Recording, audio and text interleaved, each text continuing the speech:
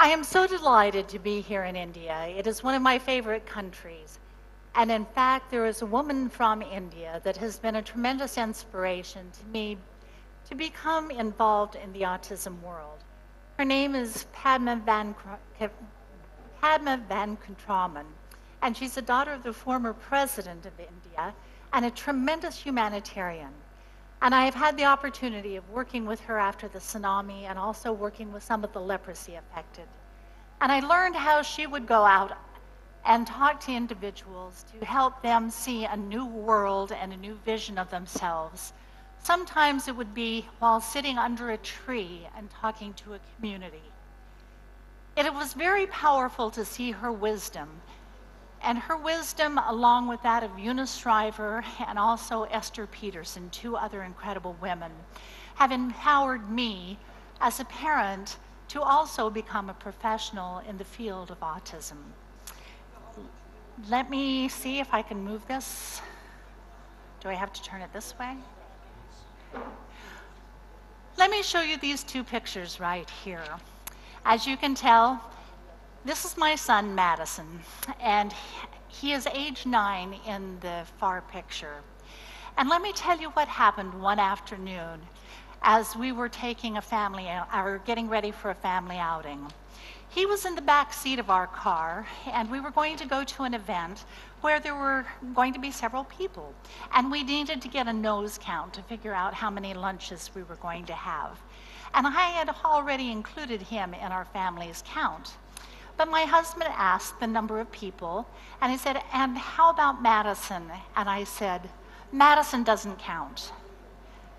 And from the back seat of our car, I could hear a little boy or a little voice saying, 1, 2, 3, 4, 5. Madison counts. And yes, Madison does count. And not only Madison as a child at age 9, but then Madison today, and projecting what was going to be happening in his life.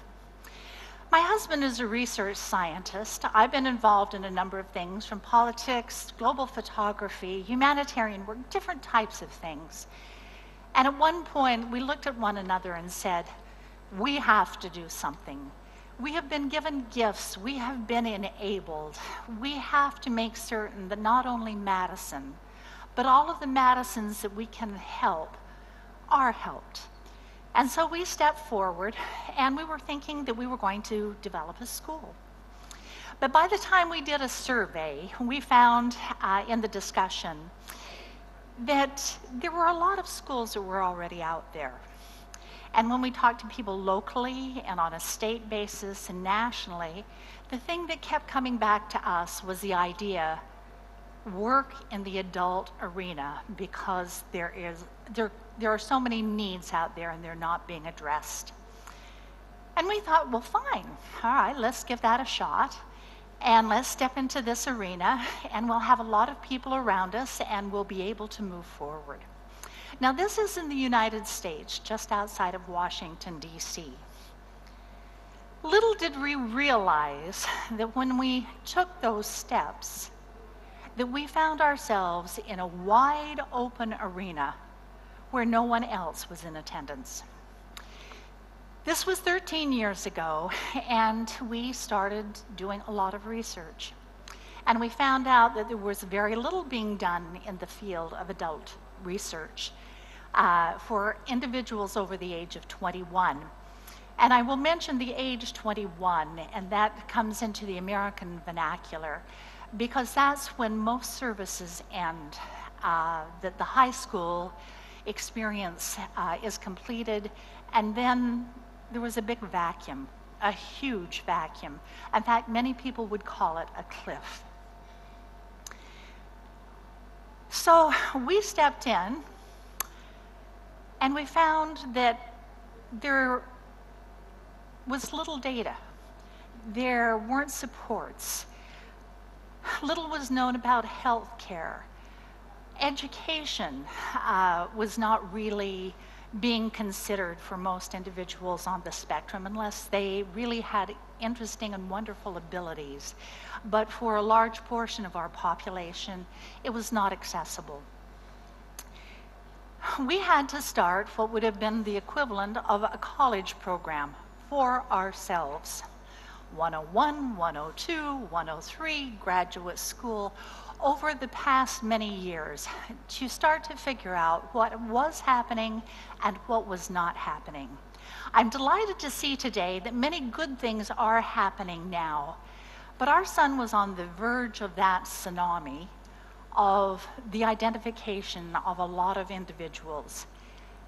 And there wasn't much for him when he was approaching adulthood. There is more happening, but still we are discovering how much has not been done. Through the National Institutes of Health, it is between 2 and 4% of the autism budget from NIH that is spent on research about adult livelihood or adult life. And when you consider that there would be 20 years in school and perhaps another 40 to 50 years as an adult, what the disproportion is, it is immense.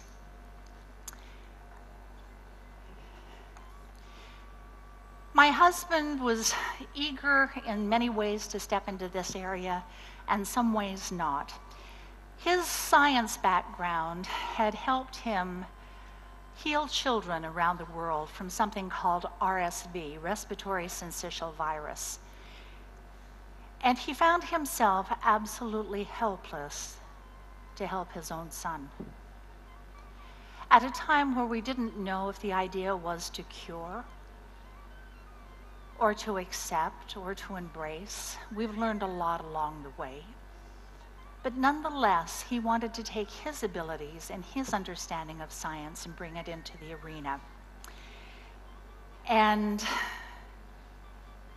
make a difference. And he has made an interesting contribution of time and wisdom toward doing a project called Madison House. Madison House began really 13 years ago. It is a public 501c3 charity in the United States, like an NGO. And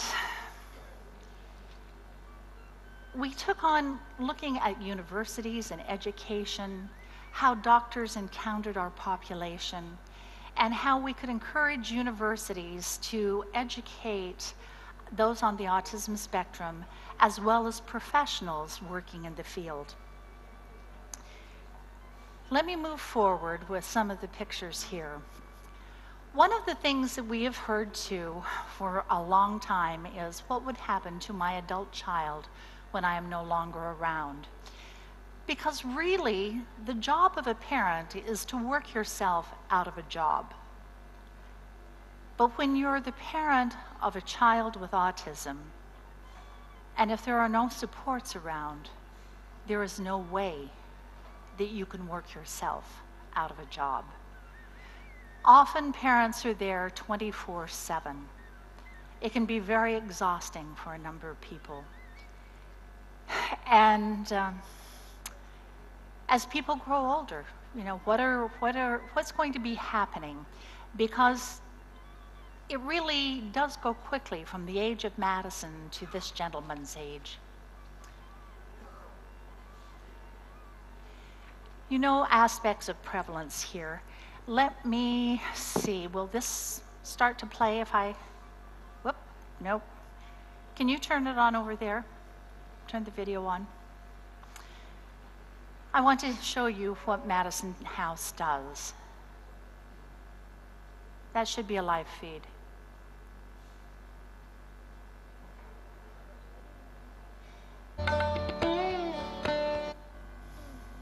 Let's see if this works. No?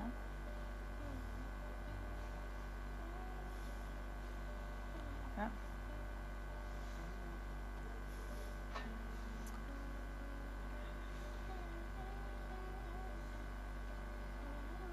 All right, this is a video. I'll tell you a little bit about it, about the things that we do.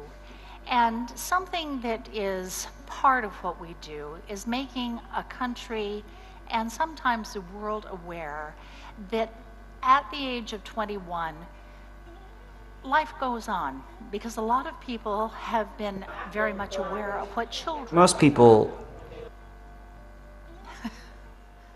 Let's see if we can get this.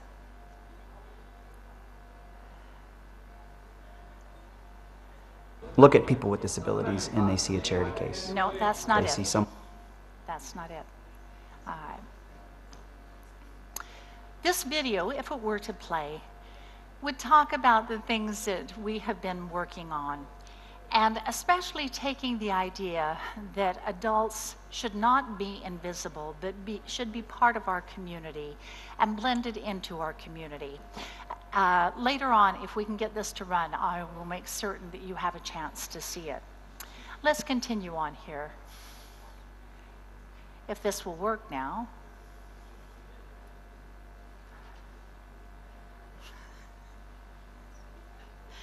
I love technology when it works.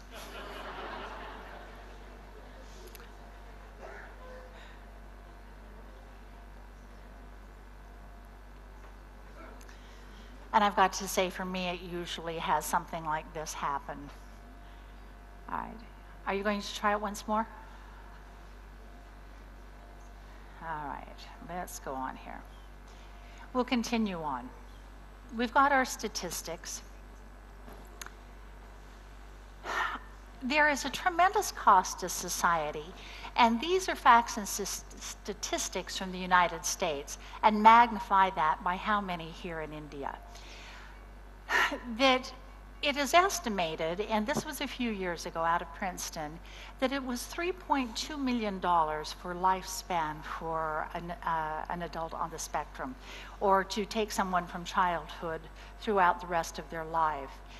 But the thing that it was astounding to me was something that was out of UC Davis. If you look down at the bottom portion here, the cost to the United States of direct care services, the amount of money that can go into helping families and individuals, and also the lost productivity of individuals who are not employed or parents who are at home and not employed, is $300 billion.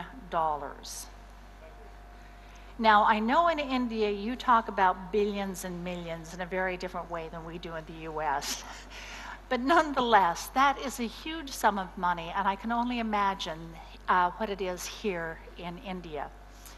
And it's going to take an entire community, and it's going to take the world to understand and to work together, because it's going to be for the betterment of society in general, as well as the individuals on the spectrum. We have 3 areas, well, actually 4 areas that we're working on. This is very interesting. I think it re-edited itself. All right, the Autism Housing Network is something that Desiree is going to be, or the Housing Network, Desiree will be talking about in a little while. We are working with employment, we're working with Madison Fields, but I want to talk to the one in the center, which is supposed to have the M up behind the S on autism. I don't know what happened there. New way of spelling it. But autism after 21. That's one of the initiatives that we have taken on, because we do need to inform the general population about the talents, abilities, and challenges of living on the autism spectrum. We have a mechanism where we are going to Congress, and we are mentioning to people in Congress, would you please sign on to something? And there's 2 particular statements in it. One, you acknowledge that autistic children grow to be autistic adults, which is a tremendous surprise to a lot of legislators. And 2, that they belong in our communities and that they should be engaged in our communities. And many legislators have signed on to this, because we don't ask them for money, we don't ask them for legislation. But they step forward and put their names down and say, yes, I can support those 2 things. that is one step in the process of working with Autism After 21. And we had Autism After 21 Day declared in Congress 4 years ago, and we will be observing it again this April.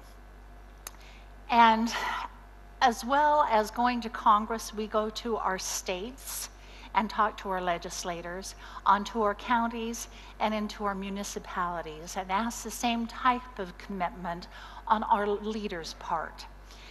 And then we also bring people together, and we've been having breakfasts to bring thought leaders in communities together.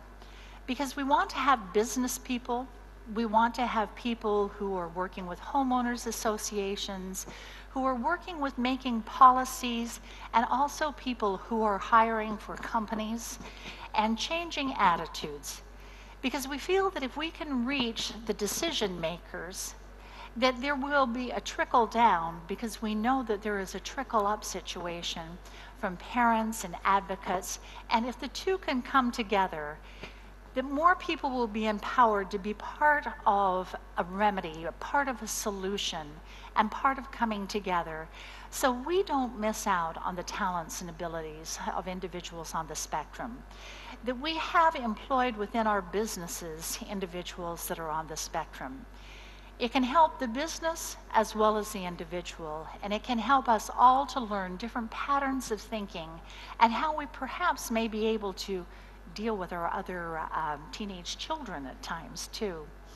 Because sometimes having a singular point of view limits us in our capabilities of solving problems.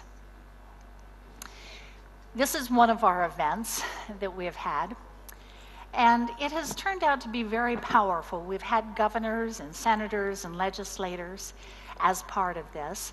We also have a series of movies that we have done, and there are many documentaries, most of them under 4 minutes in length, that show successes and challenges in the lives of individuals. And we have a wonderful videographer that has been telling stories, and people online have been viewing these. We had one young fellow who was featured on one, and he wanted to take it on as a crusade, that he would be in film festivals with his video, and that he would surpass over 100,000 people seeing him in film festivals. But that incentive has been changing attitudes too, so people can see the abilities of individuals. We have, as part of it, and I was delighted to see the art that we received today, because we utilize art and have art shows in association with this. Not just because we like art, but because it represents the individual who is the artist, but they also represent the point of view of many others that aren't able to be in the room.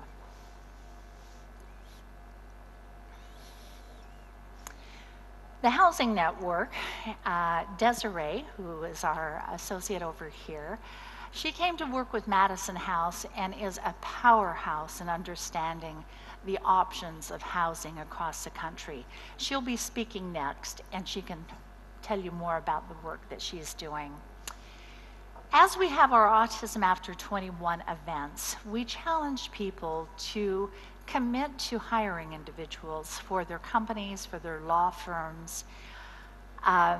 And we've been working a lot on employment and employment attitudes and employment networks. But it's something that was not being done when we stepped into this field. Now I'm very grateful to see that there are other people that are stepping forward that are very skilled and capable. But it's still going to take a lot of people, because it's over an 80 to 85% or underemployment rate for adults on the autism spectrum. That's a lot of people, and many of those individuals would like to have a job, but they don't exist. We can change that as communities, but communities have to be informed. Then I want to tell you about Madison Fields. We have two components to what we are and who we are. On one side, we have our offices, and we're working nationally on the issues that I've just talked about. And about 5 years ago, last month, we had something very interesting happen to us. There was a very prominent attorney outside of Washington, D.C., who had assembled 400 acres. And it happened to be in the agricultural reserve just outside of Washington, D.C.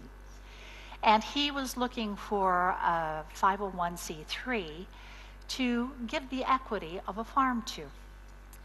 And we happened to be, I think, 42 on the list. He had gone around the country, and he had reached out to an associate of ours in Las Vegas and had offered the property to him. Now, there's a big difference between Las Vegas and sand and Washington, D.C. and trees and in the climates. And his board said, "What are you thinking? What are you smoking? No, this isn't going to work," and walked away. But Sandy Lankler invited Desiree and myself over to his home. Before I was leaving the country, I was going to go to Cuba to do some humanitarian photography there. And he made an offer and said, "I'd like to gift you the equity in this farm." And I said, "That would be wonderful. Let us do our due diligence." And he said, "No, either you want it or you don't want it." And I thought, I haven't talked to my board. How can I say yes? And I didn't want to say no because it could have turned out to be an absolutely incredible situation. And so I looked at Sandy and I said, "That sounds like a tremendous idea.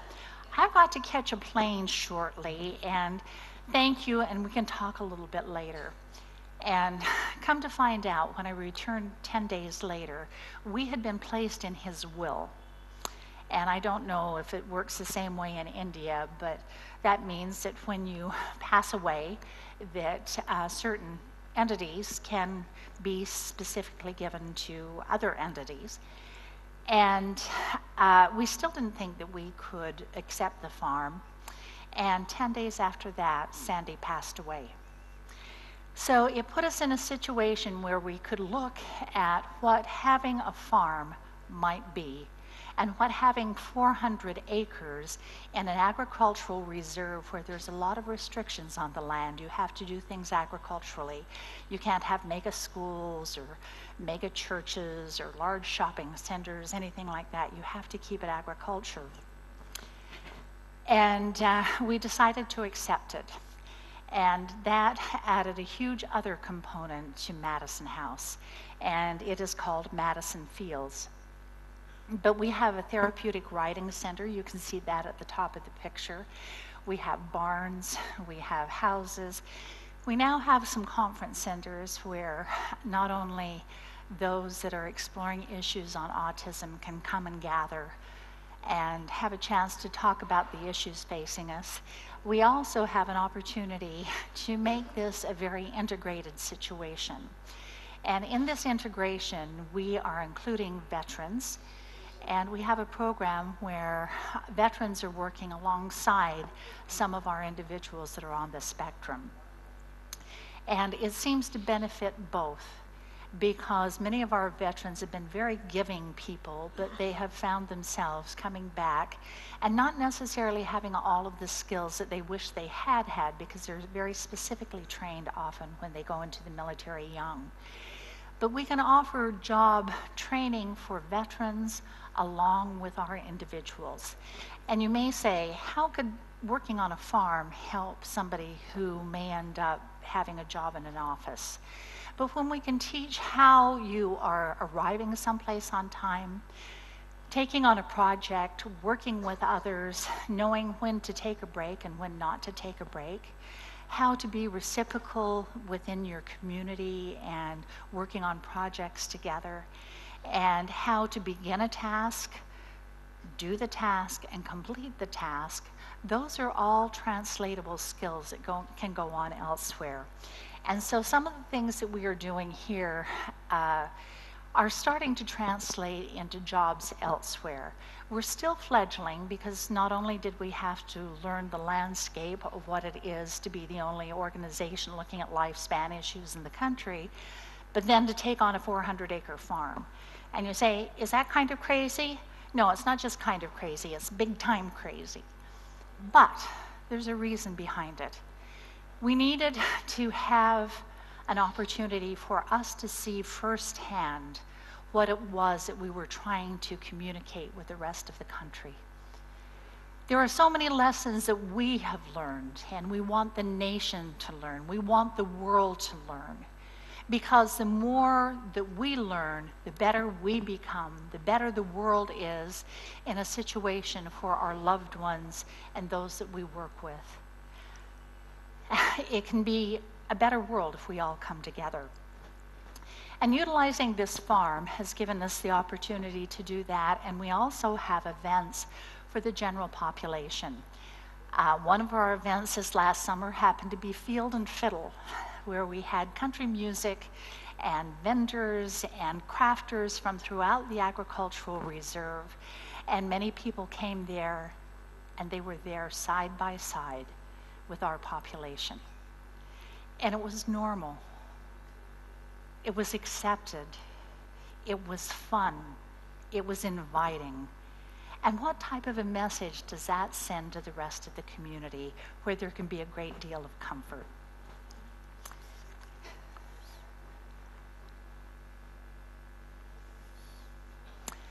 I've covered most of that territory. One of the things that we do have too is the therapeutic writing. That's for veterans, that's for children, that's for adults on the spectrum. And we've had two situations where the first words that were ever uttered by someone who was on the spectrum happened to be in regards to working with a horse. The first one was the word whoa, but that led into other sentences. And we've had people that we've been told wouldn't be able to participate in anything with horses who've been participating in horse shows. There is something absolutely amazing about animals and people working together. And they also can learn job skills through it.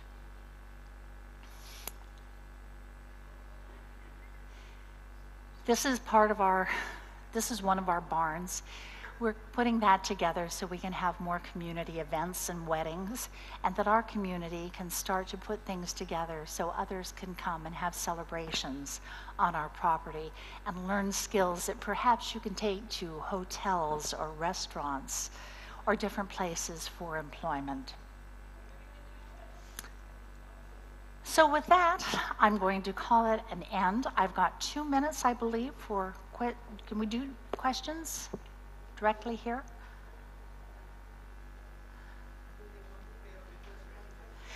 Then let's show the video. It's about 2 minutes in length.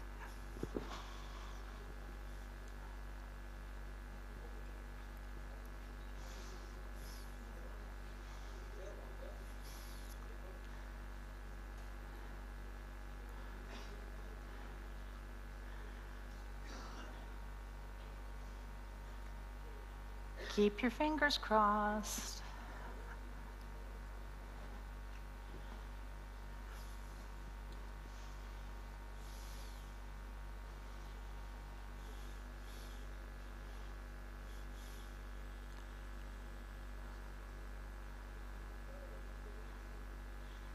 Is that going to be working? Are you working on it, or yes or no? Yes, okay.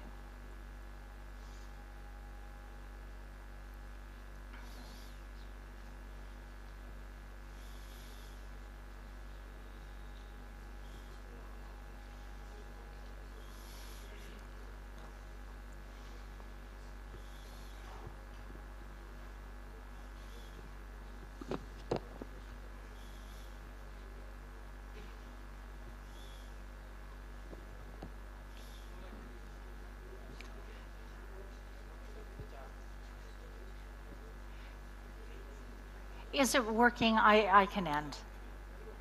Is it going to?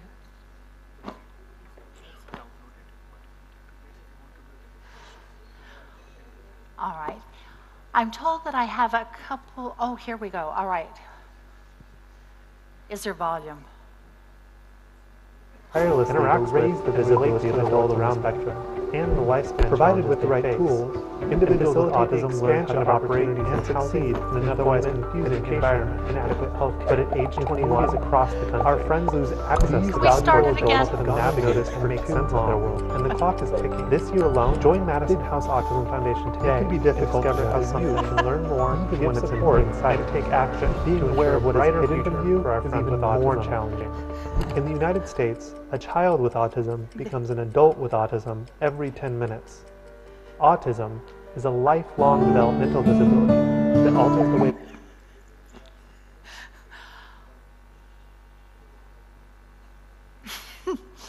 All right, I think I've got a really good story I can take home with me now. Are there any questions? We could address more later. I want to thank you very much. I hope you can move forward, inform your communities, and you're seeing what's going on, but there's nothing. I could narrate it. That's how many people each year are on the spectrum in the United States. That's how many exist in the United States. The size of Cleveland, or else the population of Kansas.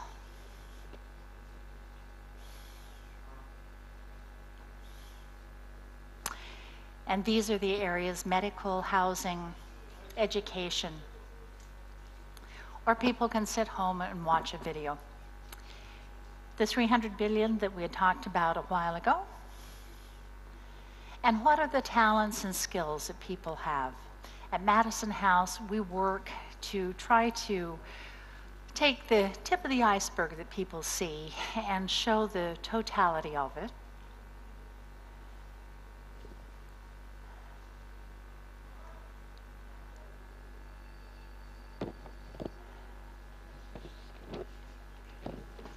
You've got the essence of it. I thank you very much for your patience. Thank you.